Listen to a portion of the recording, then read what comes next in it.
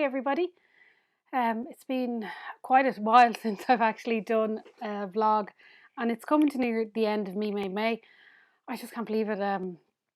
Just the days have gone by so quickly and I haven't got a chance, only just today, to sit down and go through my makes. So I had to write them all down because last time I left it really long and I had to do it in 2 videos, my makes and my plans. So I think that's what I'm going to have to do now again. So I've made a lot.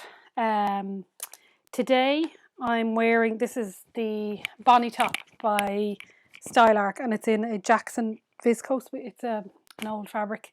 We might be able to get it back in. I'll just stand up so that you can actually see. It has buttons down the back.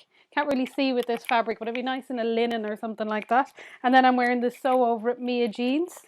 They were from our course that we finished recently. So they're quite nice. I really like them. They're really comfy. Great jeans if you just want to try out jeans without having the fuss of the yoke and pockets and things like that, and good ones to use to get your fit right without any fiddly extra bits. That was a great course. I really enjoyed doing that. Good crack as well with everybody on the Zoom. So I've actually have 3 pairs of Mia jeans now, like a light in the middle and a dark colour. So I think I might go on and do a pair of the Peppermint wide leg trousers and use my Mia jeans as kind of the fit, you know, to get the fit right, because I know the fit are right of these, and use them as a block. So anyway, that's what I'm wearing today. So I've made my Mia jeans, and I made a couple of more Sew Over Audrey tops. I'll pop in some pictures. They just kind of seems to be my go-to. I know Sew Over It had their 10-year anniversary is this year. 10 years Sew Over It begun, and they asked to put up your favourite make, and I actually stalled that much trying to decide what my favourite Sew Over pattern was. I missed the deadline, so I never put one up.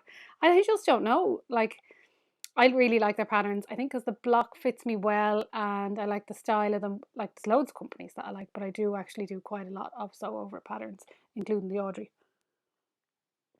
Oh, it's nice colour. Yeah, so I've made a few more Audrey tops. I think I might like to make a couple of stripy ones. And maybe the Edie top. Anyway, I'm getting into plans. Right, digressing. Sorry. So my Lola Coat. I made 3 Lola Coats. I have one here.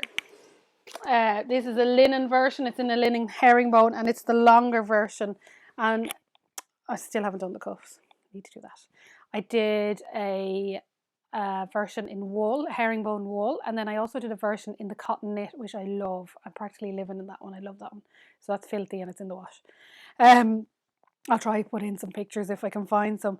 But this one I love because it's got, like, it's a lovely loose woven linen. A bit of a nightmare when I was sewing it because I left it for a while and kept moving it around the place. Really, when you're working with linen, you cut it out and you sew it as quickly as possible, or don't move it because it frays and it can warp and stuff. Anyway, that's just me being terrible. I shouldn't have done that. So I really like it, but I made the longer version, and I'm thinking that I'm too short to wear the longer version, and maybe I just need to give it more of a chance. But anyway, so that was the Lola Coat that we made, because this is from the the ebook, My Capsule Wardrobe, the City Break one. So my plans in January were to get through the whole of that ebook, and I have 1 pattern left. Fabric is washed, and I will make that pattern. It's the Aran skirt. So I've made the Molly top, I've made the Lola, the Mia jeans, and the Alex shirt. I have 2 more Alex shirts to show you. So I'm really loving the ebook because they all kind of mix and match, and I do have the Work to Wear one and then the Summer Dreaming one. So I think maybe I'll start working on the Summer Dreaming one and do some summery stuff. It's a nice goal just to get an ebook and literally work your way through it, and it was good to set that goal, so I'm nearly there. I'm happy with that. So that's one of my Lolas. Underneath it is let's put this over here in the pile. This is the toaster, and I spoke about this on Instagram, and I just feel that this, like, everything is a good fit on it. I absolutely love this detail here with the side split and the high-low hem. I put in, I don't know if can you see this very well. I used a twin needle, and then I upped the tension so that it would kind of give a bit of tunneling effect. So it gives a bit of texture there. A bit tricky turning the corner, but I just took my time and it just turned out lovely. Except for I just still don't like the neck on me. I just feel like I'm being choked. So my sister actually tried it on when she was here. She was like, "Oh, I like that." Tried it on. So I got to keep it for to do this video. But what I said was, I think I spoke about this before. I was going to try hack the neckline so it's lower, a little bit like the Somerset by Maven patterns, so that the neckline is lower on my neck. And here it is. And look at my label. Pattern hack. That's as a gift label by Kylie from Kylie in the Machine. I'm just going to pop this on and I'll show you the neckline. I'm really, really happy with it. I did the same detail there on the sides. I've worn this a good bit. Really loving it, and I love this green colour. Okay, I'm just going to go try it on and then I'll come back in a second.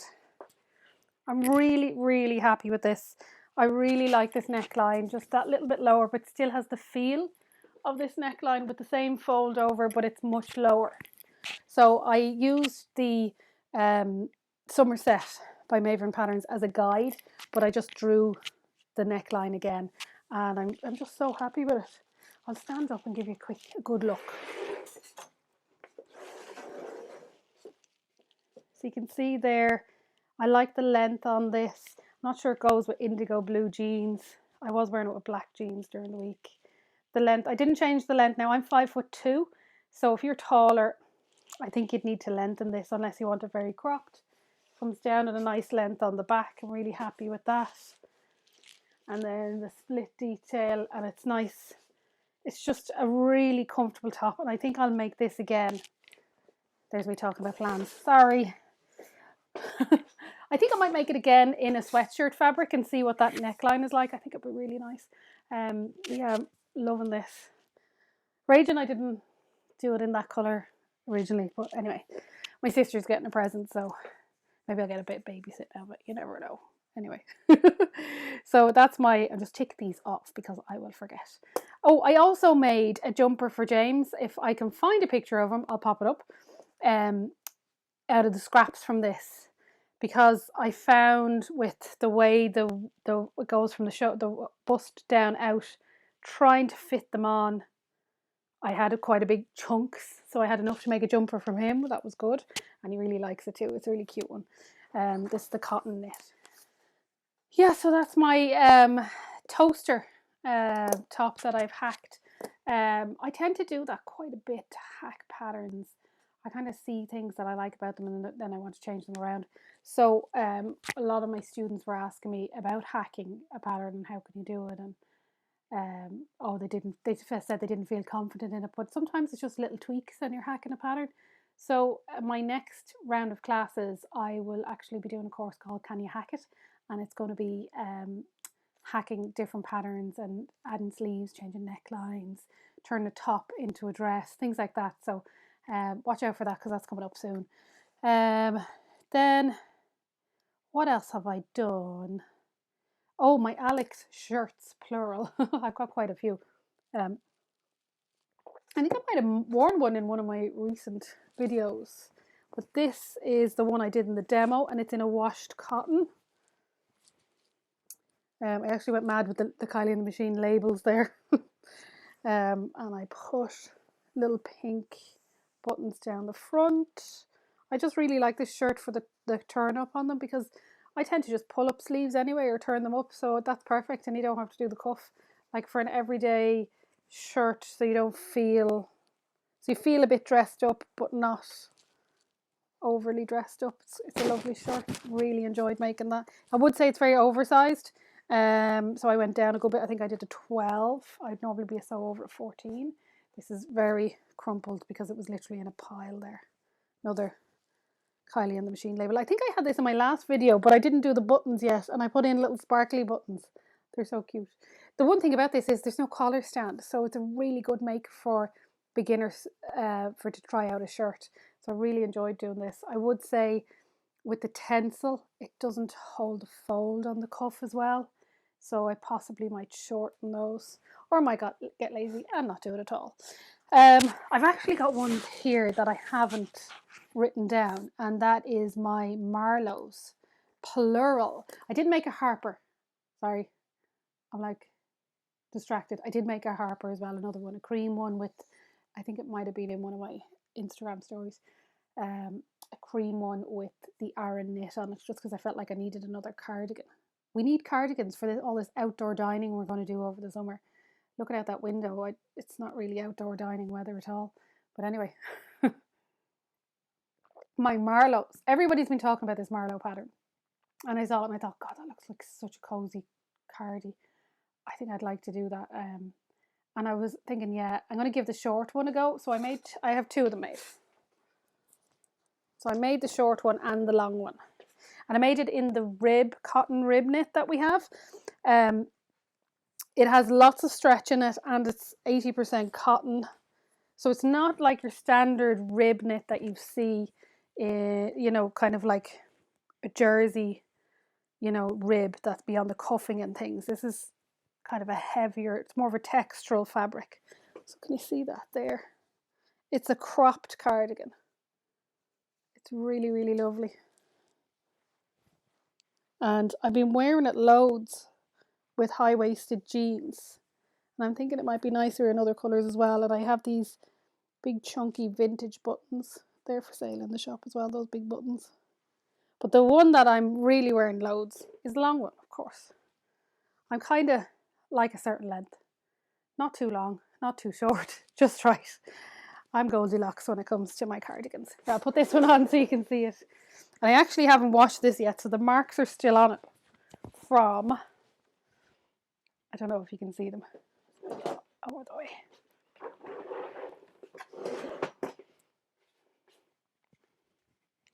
So I haven't actually washed this yet, so the marks are still on here from where I put in the buttonholes. And it's really oversized. My mother thought it would actually look like a blazer, but it's really comfy. And I wasn't going to put the pockets on, but I kept doing this. So I feel like I need the pockets. I might give this shorter one a go again and make maybe, like the black just is great. You need a black cardigan. Maybe in a navy, or I might try a sweatshirt fabric. I'll have a think about it. But it definitely is a great make. I did find that putting buttonholes on the thicker fabric really tricky with the automatic buttonholes, so I just did them, just doing them manually. So I'll explain what I mean by manually. You're like, what? What do you mean you sewed them by hand? No, basically I did at the top I marked them out, and at the top I did 6 width in a zigzag and 0.1 length. So I just did a little bar tack at the top, bar tack at the bottom, and then either side of my line I did 3.5 by 0.5 going down either side, and then that was it. That was my buttonhole. So like you would with like a vintage machine, having to do it all yourself with the different steps rather than clicking the one step. They're my 2 Marlos, and I love these buttons. I went through my stash of vintagey buttons and found 5 of them, and that's all there was. It was just 5, so it was meant to be. They were meant to be on this cardigan. I was delighted with that. Yeah, what else have I done? I just did loads of tutorials, so I put up some tutorials. I actually recorded a few and the sound didn't record. I was so annoyed, so I had to bin them. But anyway, these things happen. But I did put up one about shortening a zip and then cleaning your machine. I think that's what I've done this one, put them in. So they're my all my makes so far. I'm probably missing 1 or 2 because I think I've made things for Alba and I just can't remember. She has ordered some things. Oh, curtains. I made a pair of curtains. Oh, where do I get time to do all these things? I don't know. Now they're only caravan curtains. They're only tiny. It's where they were giant. They're just little pair of curtains for our caravan, for the kitchen, because they got a bit yuck. The ones in the kitchen are just rotten. So I need to make little tie backs. I forgot to unscrew them because they're actually screwed into the wall, which makes sense because then they don't go missing. But I forgot to unscrew them last time I was there, so I'm gonna have to make little tie backs for them. Brings me back to the days of making curtains with my mum, when I was kind of late primary school, early secondary school, like 11, 12, 13, something like that, for pocket money, before I realised I'm not doing this. It got a bit more sense or demanded more money. I don't know. Anyway, so that's my makes so far. I'll do another video with my plans because, yes, of course, there's a lot of plans for the next while. As I look out the window there, the fabric that I hung up to dry is now getting rained on. So I have to go out and get that. Oh, I don't know what's going on with the weather. But anyway, so I should love you and leave you, and I'll chat to you all again soon. Happy sewing, everybody. Bye bye.